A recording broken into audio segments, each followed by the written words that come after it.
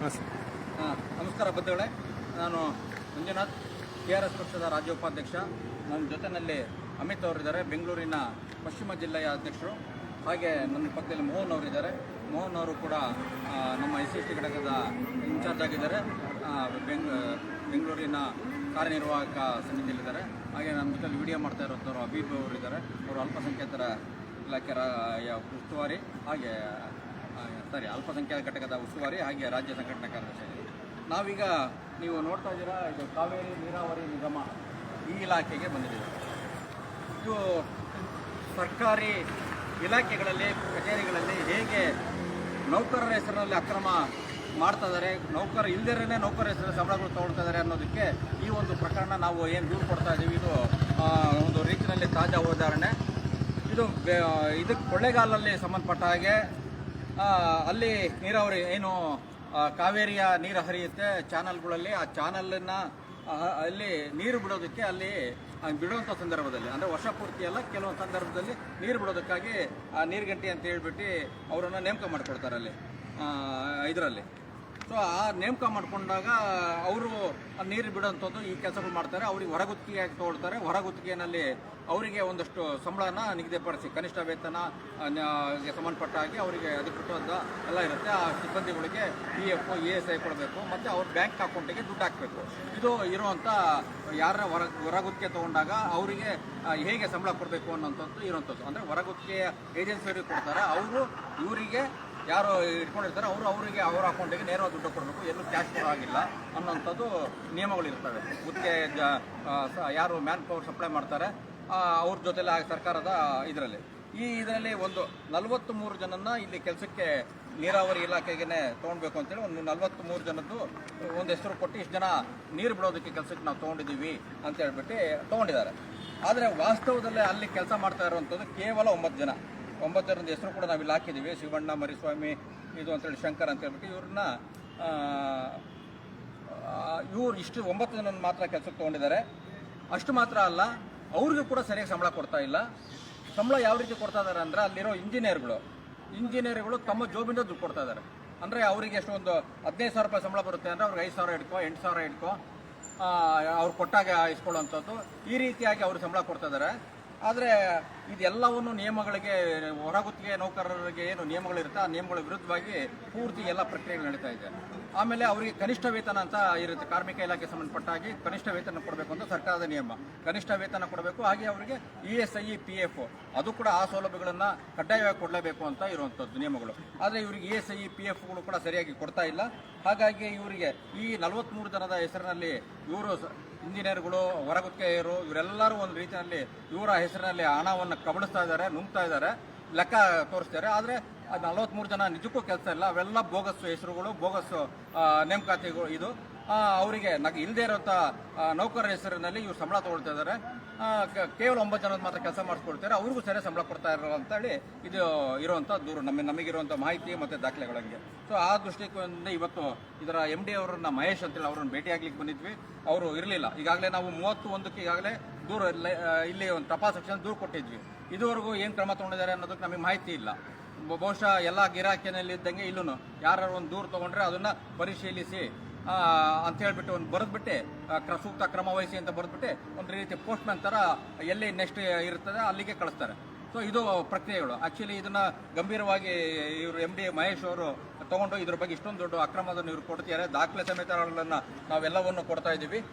ಅಷ್ಟೆಲ್ಲ ಕೊಟ್ಟಾಗ ಇದನ್ನೇ ಇವರೇ ತನಿಖೆಗೆ ಒಂದು ಒಳಪಡಿಸಿ ಇದೆಲ್ಲ ದಾಖಲೆಗಳನ್ನ ಇಲ್ಲಿ ತೊಗೊಂಬನ್ನಿ ಅಂತ ಹೇಳಿ ಮಾಡಬೇಕಾಗಿತ್ತು. ಆದರೆ ಇವ್ರ ಗಮನಕ್ಕೆ ಬಂದಿದೆಯೋ ಇಲ್ಲೋ, ಅಥವಾ ಏನು ಬಂದ್ರೂ ಹೇಳ್ತಾರಲ್ಲ, ಕೋಣ ಆಯಿತು ಅಂದರೆ ಕೊಟ್ಟಿಗೆ ಕಟ್ಟು, ನನಗೆ ಅರ್ಜಿ ಬಂತು ಅಂದರೆ ಆ ಸಂಬಂಧಪಟ್ಟ ಇಲಾಖೆಗೆ ಅದನ್ನು ಫಾರ್ವರ್ಡ್ ಮಾಡೋದು. ಪೋಸ್ಟ್ಮ್ಯಾನ್ ಕೆಲಸ ಮಾಡೋಕ್ಕೆ ಅಷ್ಟಕ್ಕೆ ಇವತ್ತು ಅಧಿಕಾರಿಗಳು, ದೊಡ್ಡ IAS, IPS, IFS ಈ ಥರ ಉನ್ನತ ಅಧಿಕಾರಿಗಳು ಎಲ್ಲರನ್ನು ಈ ರೀತಿಯಾಗಿ ಮಾಡುವಂಥ ಅಭ್ಯಾಸಗಳನ್ನು ಇಟ್ಕೊಂಡು ಇವತ್ತು ಅರ್ಜಿಗಳಿಗೆ ಯಾವುದೇ ಅರ್ಜಿಗಳನ್ನು ಪ್ರಾಮಾಣಿಕವಾಗಿ ವಿಲೇವಾರಿ ಮಾಡಲ್ಲ. ಅದು ಸರಿಯಾದ ರೀತಿಯಲ್ಲಿ ಹೇಗೆ ಹೋಗಬೇಕು ಅದಾಗಲ್ಲ. ಹಾಗಾಗಿ ಅದಕ್ಕೆ ಯಾವ ರೀತಿ ಕ್ರಮ ತೊಗೊಳ್ಬೇಕು ಅನ್ನೋದನ್ನು ಕೂಡ ಅದ್ರ ಮೇಲೆ ವಿಶೇಷವಾಗಿ ಬರೆಯೋದಿಲ್ಲ. ಅದ ಕಾರಣಕ್ಕಾಗಿ ಕೆಳ ಹಂತದ ಸಿಬ್ಬಂದಿಗಳನ್ನು ರಕ್ಷಣೆ ಮಾಡುವಂಥದ್ದು, ಅಕ್ರಮಗಳನ್ನು ತಡೆಯುವಂಥದ್ದು ಇದಕ್ಕೆ ಪೂರಕವಾಗಿ ಆಗ್ತಾ ಇರುತ್ತೆ. ಸೊ ಇದು ಅಂಥ ಒಂದು ಅಕ್ರಮನ ಇದನ್ನು ತಂದಿದ್ದೀವಿ. ಇದನ್ನ ಹೇಳಿದಾಗೆ ನಕಲಿ ನೌಕರರ ಹೆಸರಿನಲ್ಲಿ ಸೃಷ್ಟಿ ಮಾಡಿಕೊಂಡು ಅವ್ರ ಹೆಸರಲ್ಲಿ ಹಣ ಹಾಕ್ಕೊಂಡು ತಿಂತಾ ಇರುವಂಥ ಒಂದು ಅಕ್ರಮ. ಇನ್ನೊಂದು ಅಕ್ರಮ ಇನ್ನೊಂದು ಗಂಭೀರವಾಗಿರುವಂಥದ್ದು ಅಕ್ರಮ. ಇದು ಇಷ್ಟು ಮಾತ್ರ ಅಲ್ಲ, ಈ ಅಧಿಕಾರಿಗಳು ಕನಿಷ್ಠ ವೇತನ ಕೊಡ್ತಾ ಇರೋದ್ರ ಬಗ್ಗೆ ಕಾರ್ಮಿಕ ಇಲಾಖೆಗೂ ದೂರು ಕೊಟ್ಟಿದ್ದಾರೆ. ಕಾರ್ಮಿಕ ಇಲಾಖೆಯಲ್ಲಿ ಅವರಿಗೆ ಕನಿಷ್ಠ ಕೊಡ್ತಾ ಇರೋದ್ರ ಬಗ್ಗೆ ಅವರು ಕೂಡ ವಿಚಾರಣೆ ಮಾಡಿ ಅಲ್ಲಿ ಕ್ರಮ ತಗೊಳ್ಬೇಕು ಅಂತಾರೆ. ಕಾರ್ಮಿಕ ಇಲಾಖೆನೂ ಕೂಡ ಅಲ್ಲಿ ಉನ್ನತಾಧಿಕಾರಿಗಳಿಗೆ ಸಮಯ ಇಲ್ಲವಂತೆ ಕೋರ್ಟ್ ಪ್ರೊಸೀಜರ್ ಮಾಡಲಿಕ್ಕೆ. ಹಾಗಾಗಿ ಇವರು ಇಲ್ಲಿಂದ ಅಲ್ಲಿಗೆ ಹೋಗ್ಬೇಕು, ಬೆಂಗಳೂರಿಂದ ಅಲ್ಲಿ ಕೊಳ್ಳೇಗಾಲ ಚಾಮರಾಜನಗರ ಜಿಲ್ಲೆಗೆ ಬರುತ್ತೆ, ಅಲ್ಲಿಗೆ ಹೋಗಿ ಅವ್ರು ತಗೋಬೇಕು. ಅವ್ರಿಗೆ ಸಮಯ ಕೊಡೋಕ್ಕಾಗ್ತಿಲ್ಲ, ಹಾಗಾಗಿ ಅಲ್ಲೂ ಕೂಡ ಕೆಲಸ ಆಗ್ತಿಲ್ಲ. ಕಾರ್ಮಿಕ ಇಲಾಖೆ ಅಲ್ಲಿ ದೂರು ಕೊಟ್ಟರು ಅವ್ರಿಗೆ ನ್ಯಾಯ ಸಿಗ್ತಾ ಇಲ್ಲ. ಯಾರು 9 ಜನ ಅಧಿಕೃತವಾಗಿ ಕೆಲಸ ಮಾಡ್ತಾರೆ ಅಂತೆಲ್ಲ ಅವರು ಇದಕ್ಕೆ. ಇದು ಒಂದು ಪ್ರಕರಣ. ಈ ಮತ್ತೊಂದು ಪ್ರಕರಣ ಅಂತಂತಂದ್ರೆ ಅಲ್ಲಿ ವಾಹನದ ಚಾಲಕರಿದ್ದಾರೆ, ಅವ್ರ ಹೆಸರು ಕಾಮರಾಜ್ ಅಂತೇಳಿ. ಕಾಮರಾಜ್ ಅನ್ನೋ ಅಂತ ಡ್ರೈವರ್ ಇದ್ದಾರೆ. ಆ ಡ್ರೈವರಿಗೆ ಅಲ್ಲಿ ಕೂರಿಸ್ಕೊಂಡು ಸಂಬಳ ಕೊಡ್ತಾ ಇದ್ದಾರೆ. ಅವರಿಗೆ ಯಾವುದೇ ರೀತಿಯ ಹುದ್ದೆಯನ್ನ ಕೊಡ್ತಾ ಇಲ್ಲ. ನೋಡಿ, ಇಲ್ಲಿ ಅಲ್ಲಿರುವಂಥ ಚಾಮರಾಜನಗರದಲ್ಲಿ ಕೊಳ್ಳೇಗಾಲದಲ್ಲಿ ಬಂದಿರುವಂಥ ಪೇಪರ್ ಕಟ್ಟಿಂಗ್ಸ್, ಕೆಲಸ ಮಾಡದೆ ಸಂಬಳ ಇವರಿಗೆ ನೌಕರನಿಗೆ ಕೊಡ್ತಾ ಇದ್ದಾರೆ. ಇಲ್ಲ ಅಂದ್ರೆ ಇಲ್ಲಿ ಡ್ರೈವರ್ ಆಗಿ ಕೆಲಸ ಮಾಡೋರಿಗೆ ಡ್ರೈವರ್ ಕೆಲಸ ಮಾಡ್ತಿಲ್ಲ. ಬೆಳಿಗ್ಗೆ ಬರ್ತಾರೆ, ಸಾಯಂಕಾಲ ಕೂತ್ಕೊಂತಾರೆ ಆಫೀಸಲ್ಲಿ. ಅದಾದ್ಮೇಲೆ ಅವ್ರು ಮನೆ ಹೋಗ್ತಾರೆ. ಅಂದ್ರೆ ಏನೇ ₹1 ಕೆಲಸ ಮಾಡ್ತಿಲ್ಲ. ಅವರಿಗೆ ಸಂಬಳ ಮಾತ್ರ ಸರ್ಕಾರದಿಂದ ಹೋಗ್ತಾ ಇದೆ. ಅಧಿಕಾರಿಗಳು ಇವರಿಂದ ಕೆಲಸ ತಗೊಳ್ತಿಲ್ಲ. ಯಾಕೆ ಅನ್ನೋದು ಗೊತ್ತಿಲ್ಲ. ಆದರೆ ಈ ಕೆಲಸ ಮಾಡೋದಕ್ಕಾಗಿ ಮತ್ತೆ ಇನ್ನೊಬ್ರು ನೇಮಕ ಮಾಡ್ಕೊಂಡಿದ್ದಾರೆ ಕಾನೂನು ಬಾಹಿರವಾಗಿ. ಇನ್ನೊಬ್ರು ಡ್ರೈವರನ್ನ ನೇಮಕ ಮಾಡಿಕೊಂಡು ಅವರಿಂದ ಈ ಕೆಲಸ ಮಾಡಿಸ್ಕೊಳ್ತಾ ಇದ್ದಾರೆ. ಅಧಿಕೃತವಾಗಿ ನೇಮಕ ವ್ಯಕ್ತಿಗೆ ಯಾವುದೇ ಕೆಲಸವನ್ನು ಕೊಡದಲ್ಲೇ ಅವರಿಂದ ಇದು ಮಾಡೋದಲ್ಲೇ ಸರ್ಕಾರದ ಹಣ ಹೋಗ್ತಾ ಇದೆ. ಬೇರೆಯವರಿಗೆ ಅವ್ರು ಯಾವ ರೀತಿ ಕೊಡ್ತೀರೋ ಅಡ್ಜಸ್ಟ್ಮೆಂಟ್ ಇದರಲ್ಲಿ ಅವ್ರಿಗೂ ಒಂದು ಅಷ್ಟು ಡ್ರೈವರ್ ಅಂತ ಹೇಳಿ ಹೊರಗೆ ನೋಡೋಕೆ ತೊಗೊಳ್ತಾ ಇದ್ದಾರೋ ಅಥವಾ ಅವ್ರ ಪ್ಯಾಕೆಟಿಂದ ಕೊಡ್ತಾ ಇದ್ದಾರೋ ಅದು ಗೊತ್ತಿಲ್ಲ. ಹಾಗಾಗಿ ಇದು ಕೂಡ ಒಂದು ರೀತಿಯಲ್ಲಿ ಏನು ಹೇಳ್ತಾರೆ, ಕಾಮ್ಚೋರ್ ಥರ. ಅಂದರೆ ಕೆಲಸ ಮಾಡ್ಕೊಡ್ತಾರೆ, ಸಂಬಳ ಹೋಗ್ತಾ ಇದೆ, ಕೆಲಸ ಆಗ್ತಾ ಇಲ್ಲ. ಸೊ ಈ ರೀತಿಯಾಗಿ ಇದು ಮಾಡ್ತಾ ಇರೋಂಥದ್ದು. ಸೊ ಹಾಗಾಗಿ ಮೋಸ್ಟ್ಲಿ ನನಗೆ ಅನಿಸುತ್ತೆ ಅವ್ರೇನೋ ಅಕ್ರಮಗಳು ಮಾಡ್ತಾ ಇರಬೇಕು. ಈ ಕಾಮರಾಜನ್ ಅವ್ರ ಎದುರುಗಡೆ ಕೆಲಸಕ್ಕೆ ಇಟ್ಕೊಂಡ್ರೆ ಅವ್ರಿಗೆ ಏನು ಗೊತ್ತಾಗೋದಿಲ್ಲ. ಇವ್ರು ನಾವು ಮಾಡಿದ್ದೆ ಆಟ ಆಡ್ಬೋದು, ಭ್ರಷ್ಟಾಚಾರಗಳು ಇವೆಲ್ಲ ಅವ್ರಿಗೆ ಗೊತ್ತಾಗುತ್ತೆ.